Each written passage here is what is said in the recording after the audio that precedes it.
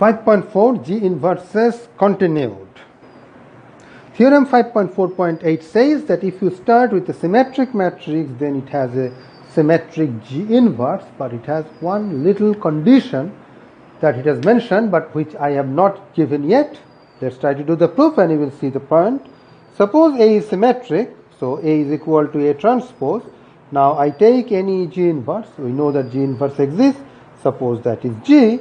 So I have A G A is equal to A, and similarly just by transposing it I have A transpose G transpose A transpose equal to A transpose. But since A is symmetric, I can forget about these transposes. So I find that G transpose is again a G inverse of the same A. Now what I do is I just add them up together and I get A G plus G transpose A is equal to twice A. So what I want to do is I want to divide by 2 both sides and get this matrix, which again satisfies the condition A times that matrix times A is A. So this must be a G inverse. The only problem is, can I divide by 2? Well, yes, if we are working with odd as we are doing, then you definitely can do it. But if you are working with a general field, there are fields where, well, there is only one such field. 1 plus 1 is not 2, but 1 plus 1 is equal to 0. That is the Boolean field. The Boolean field which has got only 2 values, 0 and 1. So it is a binary field. You can think of it as false and true. And in that case 1 plus 1 is 0 because the operations are all modulo 2. In such a situation, the moment you add, you get this is equal to 0. And so this argument will fail. And that is why it says, the book says, if 1 plus 1 is not equal to 0, then it happens.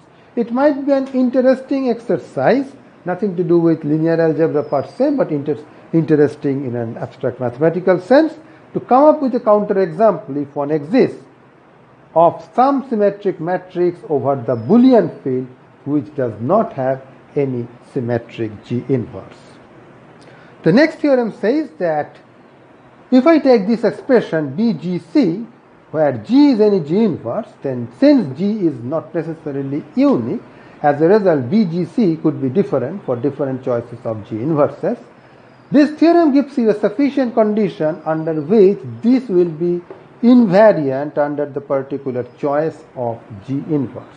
And that sufficient condition is this: B, the matrix that you are multiplying with the left, must have its row space inside row space of A, and the matrix with which you are multiplying it from right, C, that has its column space inside column space of A.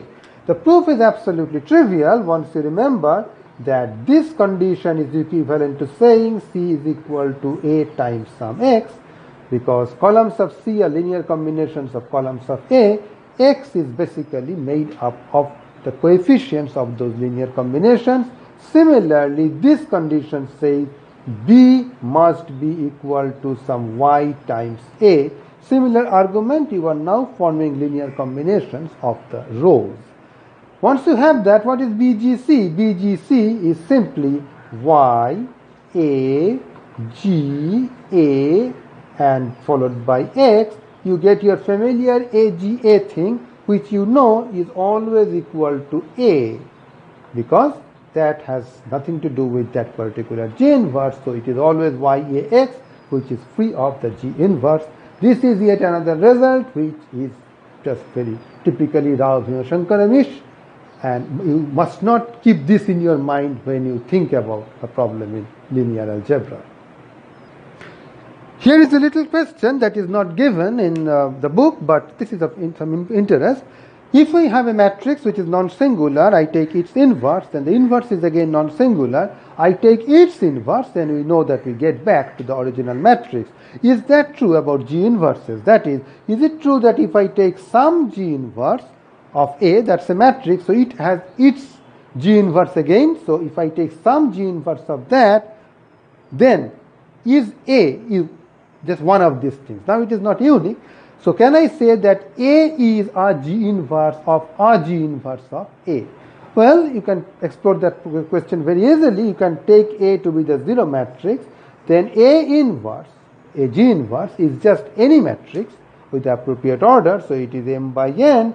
You can take just any N by M matrix, and if you take this, suppose you take something non-zero, and then its G inverse will not be, in general, the 0 matrix. So this result does not hold.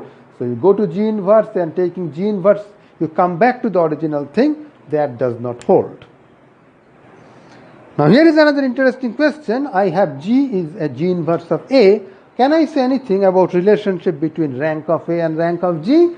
Well, yes, because I know this interesting result that AGA is equal to A.